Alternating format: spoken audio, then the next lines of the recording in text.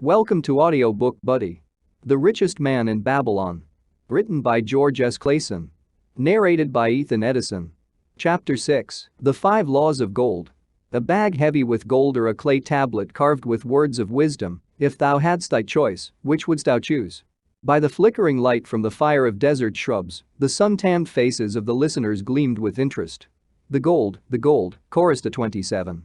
Old Calabab smiled knowingly. Hark, he resumed, raising his hand. Hear the wild dogs out there in the night. They howl and wail, because they are lean with hunger. Yet feed them, and what do they? Fight and strut.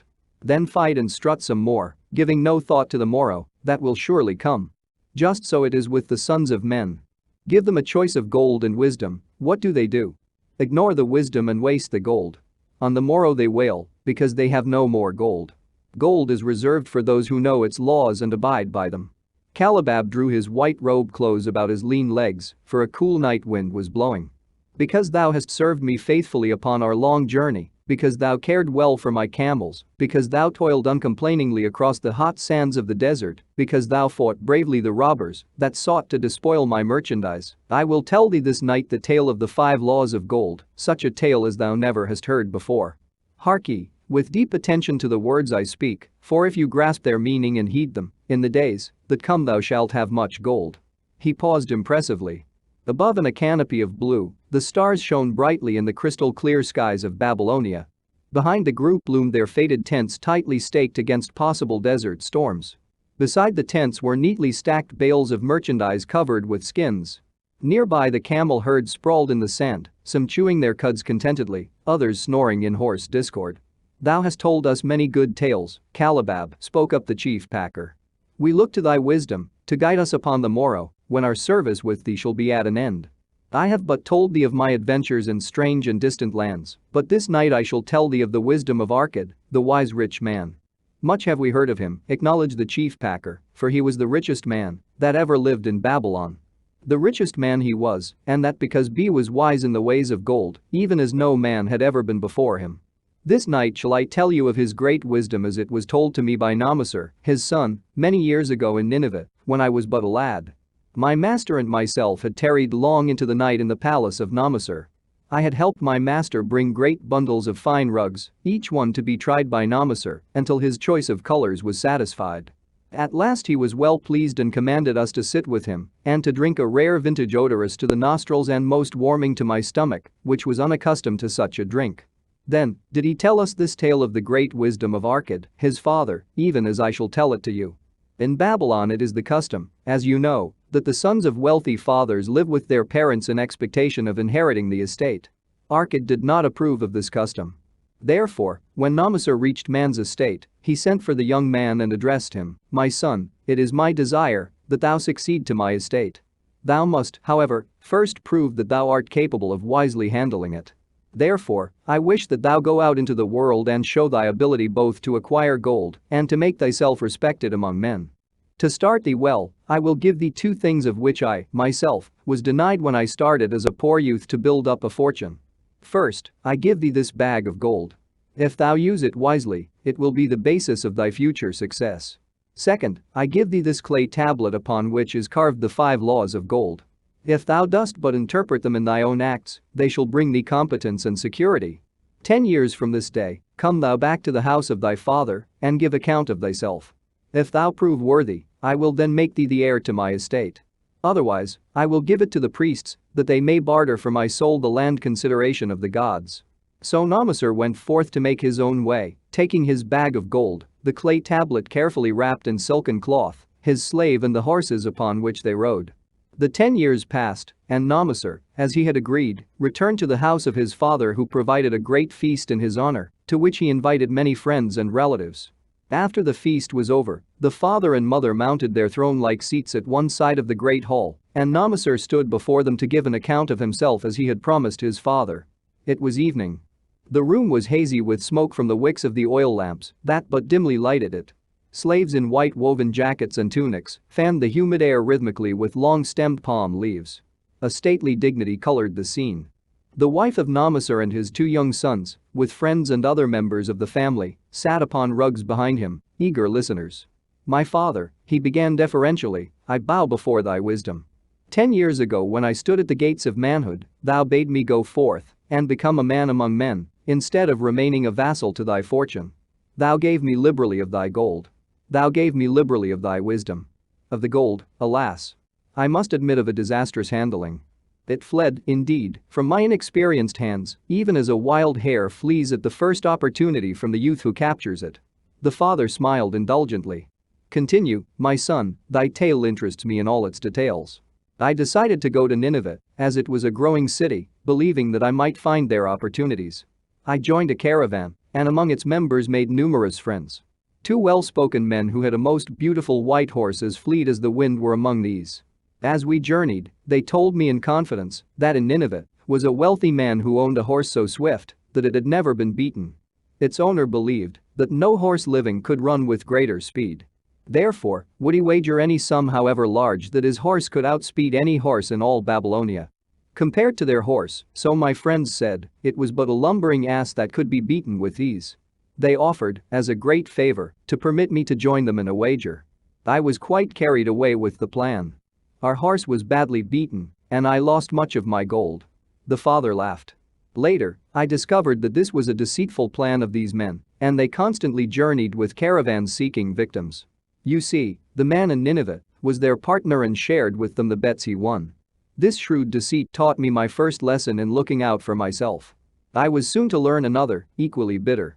In the caravan was another young man with whom I became quite friendly.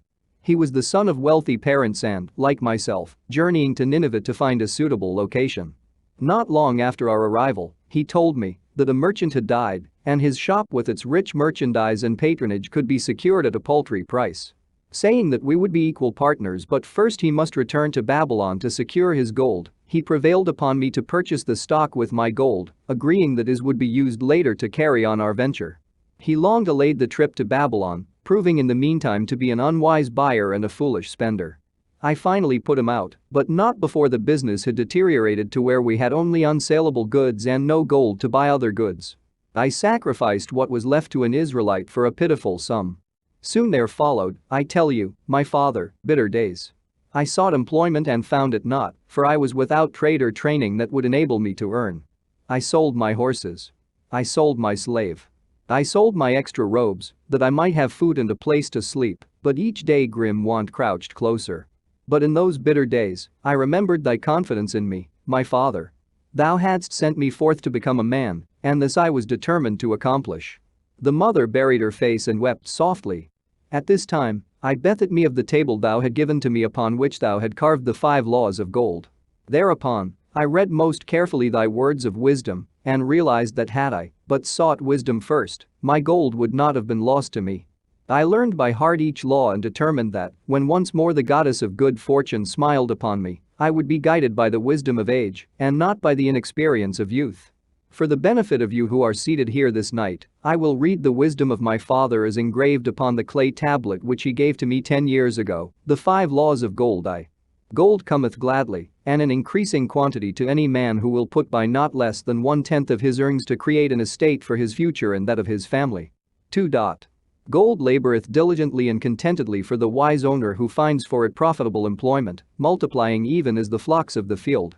3. Gold clingeth to the protection of the cautious owner who invests it under the advice of men wise in its handling. IV. Gold slippeth away from the man who invests it in businesses or purposes with which he is not familiar or which are not approved by those skilled in its keep. V. Gold flees the man who would force it to impossible earnings or who followeth the alluring advice of tricksters and schemers or who trusts it to his own inexperience and romantic desires in investment. These are the 5 laws of gold as written by my father. I do proclaim them as of greater value than gold itself, as I will show by the continuance of my tale. He again faced his father. I have told thee of the depth of poverty and despair to which my inexperience brought me. However, there is no chain of disasters that will not come to an end. Mine came when I secured employment managing a crew of slaves working upon the new outer wall of the city.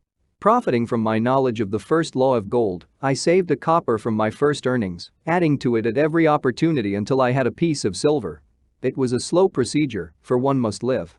I did spend grudgingly, I admit, because I was determined to earn back before the 10 years were over as much gold as you, my father, had given to me. One day the slave master, with whom I had become quite friendly, said to me, "Thou art a thrifty youth who spends not wantonly what he earns. Hast thou gold put by that is not earning?" "Yes," I replied, "it is my greatest desire to accumulate gold to replace that which my father gave to me and which I have lost." "'Tis a worthy ambition, I will grant, and do you know that the gold which you have saved can work for you and earn much more gold?" Alas! My experience has been bitter, for my father's gold has fled from me, and I am in much fear lest my own do the same. "If thou hast confidence in me, I will give thee a lesson in the profitable handling of gold," he replied. "Within a year the outer wall will be complete and ready for the great gates of bronze that will be built at each entrance to protect the city from the king's enemies. In all Nineveh there is not enough metal to make these gates, and the king has not thought to provide it. Here is my plan, a group of us will pool our gold and send a caravan to the mines of copper and tin, which are distant, and bring to Nineveh the metal for the gates. When the king says, 'Make the great gates,' we alone can supply the metal, and a rich price he will pay. If the king will not buy from us, we will yet have the metal which can be sold for a fair price." In his offer I recognized an opportunity to abide by the third law and invest my savings under the guidance of wise men. Nor was I disappointed.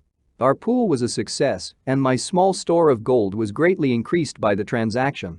In due time, I was accepted as a member of this same group and other ventures. They were men wise in the profitable handling of gold. They talked over each plan presented with great care before entering upon it. They would take no chance on losing their principal or tying it up in unprofitable investments from which their gold could not be recovered. Such foolish things as the horse race and the partnership into which I had entered with my inexperience would have had scant consideration with them. They would have immediately pointed out their weaknesses. Through my association with these men, I learned to safely invest gold to bring profitable returns. As the years went on, my treasure increased more and more rapidly. I not only made back as much as I lost, but much more.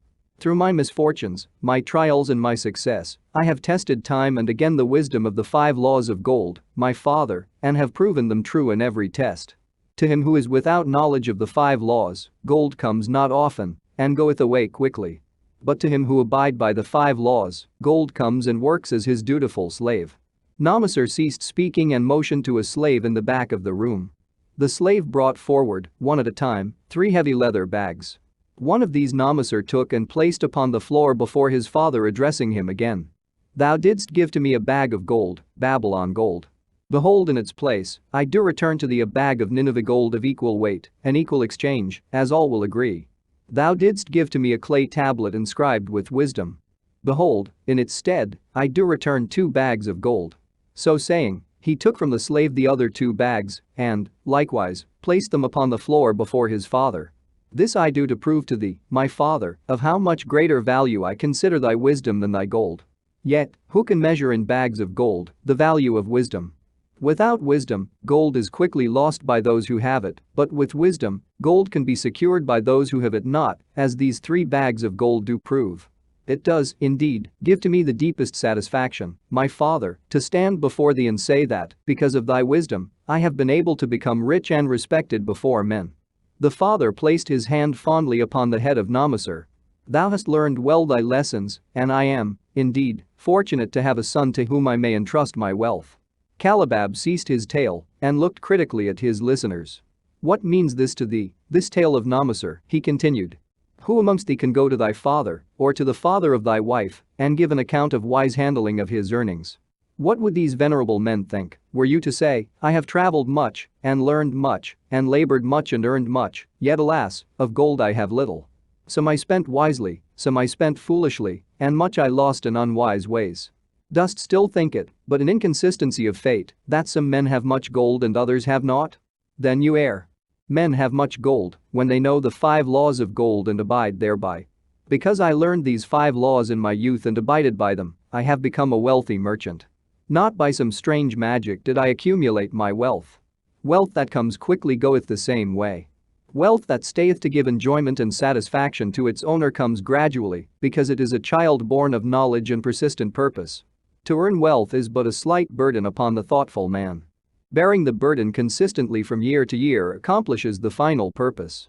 The 5 laws of gold offer to thee a rich reward for their observance. Each of these 5 laws is rich with meaning, and lest thou overlook this in the briefness of my tale, I will now repeat them. I do know them each by heart because in my youth I could see their value and would not be content until I knew them word for word. The first law of gold: gold cometh gladly, and in increasing quantity to any man who will put by not less than 1/10 of his earnings to create an estate for his future and that of his family. Any man who will put by 1/10 of his earnings consistently and invest it wisely will surely create a valuable estate that will provide an income for him in the future and further guarantee safety for his family in case the gods call him to the world of darkness. This law always saith that gold cometh gladly to such a man. I can truly certify this in my own life.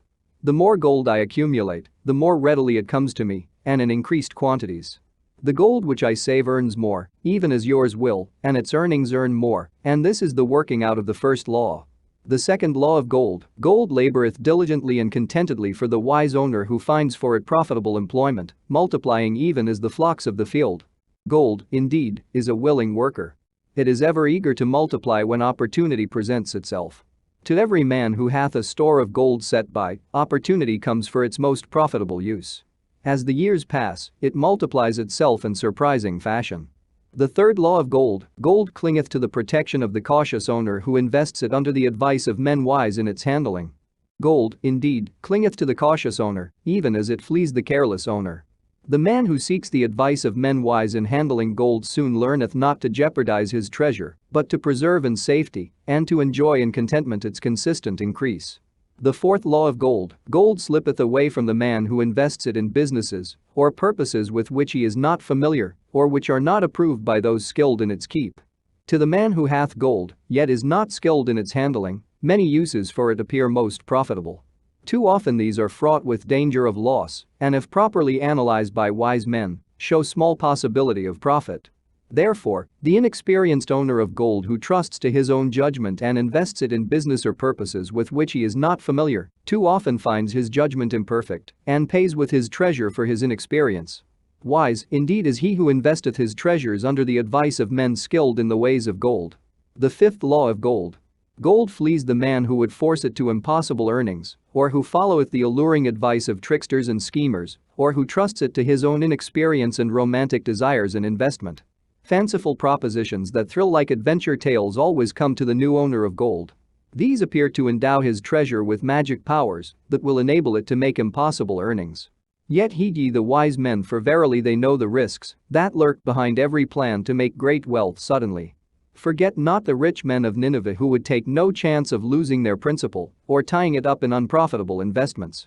This ends my tale of the 5 laws of gold.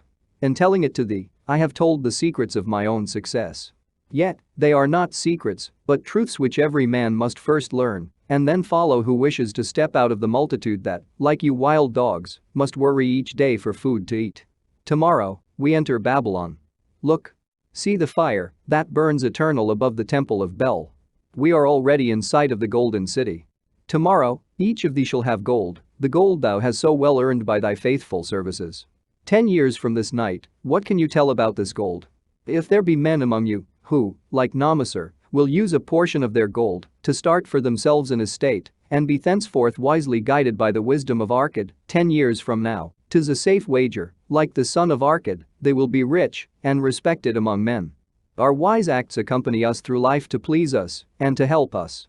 Just as surely, our unwise acts follow us to plague and torment us. Alas, they cannot be forgotten. In the front rank of the torments that do follow us are the memories of the things we should have done, of the opportunities which came to us and we took not. Rich are the treasures of Babylon, so rich no man can count their value in pieces of gold. Each year, they grow richer and more valuable. Like the treasures of every land, they are a rich reward awaiting those men of purpose who determine to secure their just share. In the strength of thine own desires is a magic power. Guide this power with thy knowledge of the 5 laws of gold, and thou shalt share the treasures of Babylon. Thank you for listening, Audiobook Buddy.